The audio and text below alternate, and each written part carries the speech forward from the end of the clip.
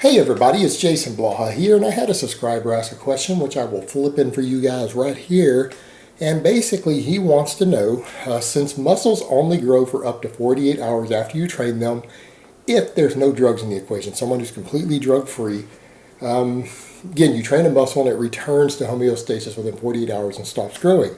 What happens if the muscles that you trained don't fully recover before that 48 hours is over?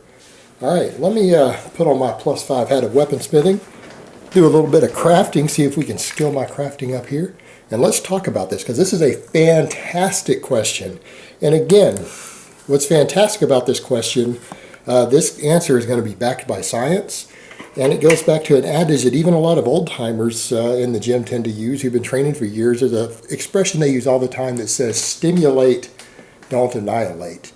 And we're going to get into that because it answers this question. When you think about that fundamentally, that answers this question. All right, cliff notes for those who don't like the longer videos, just want to get to the meat and potatoes. Short answer, well, it doesn't grow. Doesn't grow at all. In fact,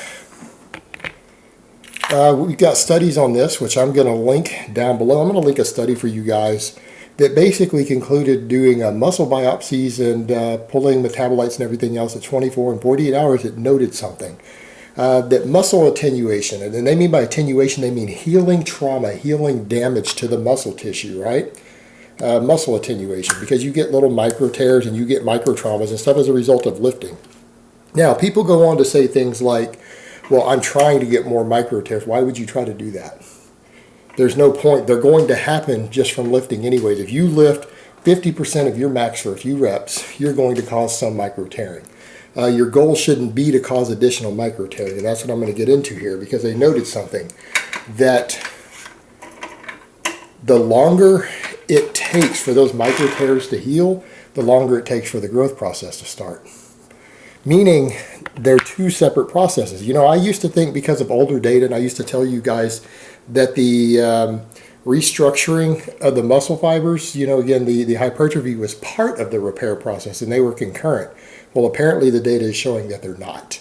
Data like this is showing that while the body is still repairing the micro tears, it doesn't allow hypertrophy to begin. Well, that's really interesting, very interesting, because you've got to think about it from this perspective. There's a lot of methods guys try to use to increase micro tears, and now they become bro habits in the gym because there's been data showing that certain things cause more micro tears. Slow negatives, forced reps, stuff like that cause more micro tears. So guys are trying to cause this. But here's the thing. That doesn't mean it stimulates more growth, meaning the amount of micro tears that you cause doesn't seem to be correlated with the amount of growth that you stimulate. The growth that you stimulate is directly proportional to the progressive overload, not the amount of micro tears you cause, meaning those extra slow negatives thrown on the end don't really add any additional growth if the workload was already sufficient enough to stimulate growth. So if you progressed at all, you're not getting anything out of it.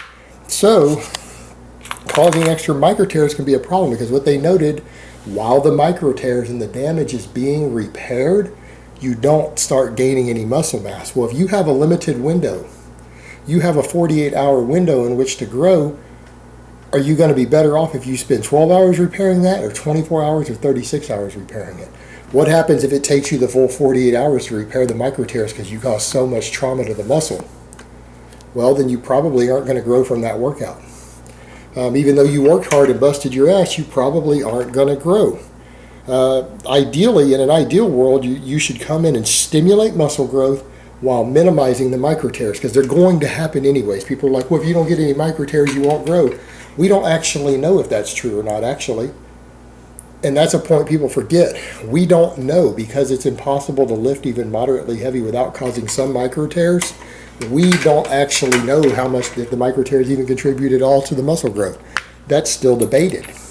So trying to cause additional micro tears by, again, I'm going to come in and do a bunch of forced reps, a bunch of forced negatives, all this other stuff instead of just lifting the weight, you could be reducing your muscle growth because you're causing these micro tears. And people are always like, oh, it's all about hard work. It's not about hard work. It's still hard work to come in and train heavy, even if you don't even train to failure, even if you don't do a slow negative. But people still get massive without doing them. And people make the bad habit of imitating all these pro bodybuilders and guys on heavy doses of drugs.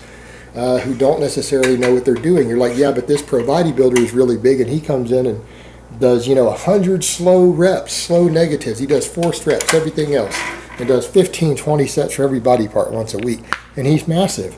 Yeah, but you know what?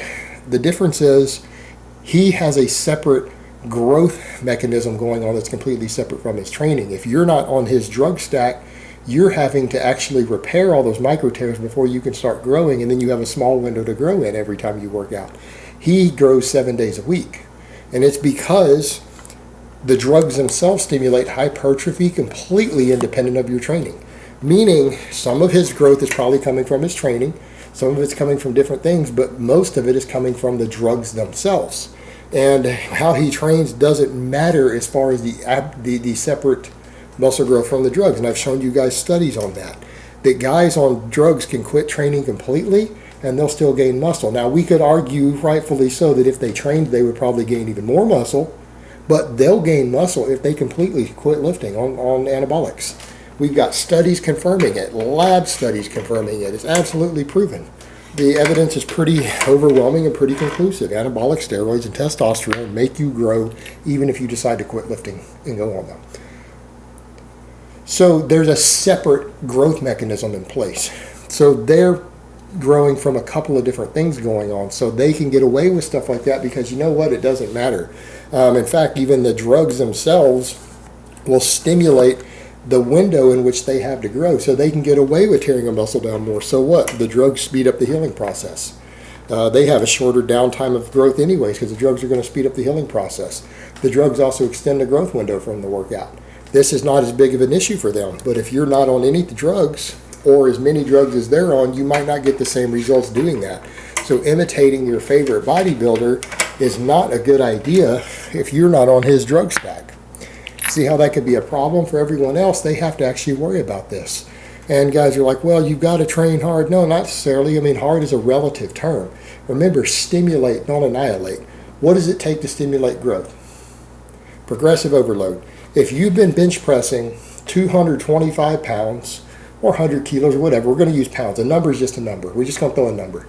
If you've been benching 225 for 6 reps for a little while and you get strong enough, or in the gym, you get a 7th rep. All right, you get a 7th rep instead of a 6th rep. That's clean, that no one helps you lift. It's not the spotter lifting the bar, not a force rep, a clean rep that you lift yourself. You've just subjected your pecs, your delts, and your triceps to a new workload that they've never been stimulated to before. What's the response going to be? They're going to grow. In fact, you've probably stimulated about as much growth as you're going to get from a single workout because you have hit them with a new workload as part of your workout that they have not been subjected to before. While already spending quite a bit of time training progressively and getting bigger and stronger, you've just subjected them to a higher workload than they've ever experienced. You're going to grow from that. What happens if you add 5 pounds or 5 units of whatever you're using? It doesn't have to be pounds. And you go from 225 to 230. What's going to happen then? You're going to grow. You've now stimulated additional growth because you subjected your pecs, delts, and triceps to a higher tension than they've ever experienced before for a certain number of reps. Again, you might have done 6 reps with a lighter weight before. You might have done 230 with less reps, but you've hit them with a new stimulus, progressive overload. What's the response going to be? They're going to grow. Do you really need more than that? No. You've cause those muscles to be subjected to a new training growth stimulus. In fact, you could probably just walk out of the gym right there and still grow from it. That's the reality. No one wants to accept. Everyone says, well, I need all this volume and that. Yeah, volume is a valuable tool for training. Volume can also cause more micro tears depending on what you're doing inside that volume. But, the thing is, if you're just trying to stimulate growth and then recover and get out, the first time you have an exercise in that workout for more advanced lifters to where you hit a new record for yourself, you can probably walk away and leave that muscle alone. You are probably going to grow every muscle involved in that lift, even if you just ended your workout right there. Now, I'm not saying you should automatically, you should skip the rest of your workout just because you did that, but I'm saying that you could, and you'll probably still gain muscle from it because you've progressively overloaded, and progressive overload is the primary factor in stimulating muscle growth, the most important factor. You just did it. You could walk out the door and be done. You'll grow still. And people, that's not being lazy. You come in and lifted more weight or done the same weight for more reps than you've ever done before in your life. That's not lazy. That's called progress. You're now stronger. You just stimulated new growth. You could walk right out the door, grow from it, and that's not laziness. That's called achieving something. You've reached another milestone. You've stimulated new growth. You've reached a new record on lift for reps. What's the problem? Walk out the door if you want. It's personal choice there. Probably not going to stimulate any additional growth beyond that by doing the extra work after that. At least in those muscles, you could have maybe some other muscle groups, but you've progressed. You're going to grow.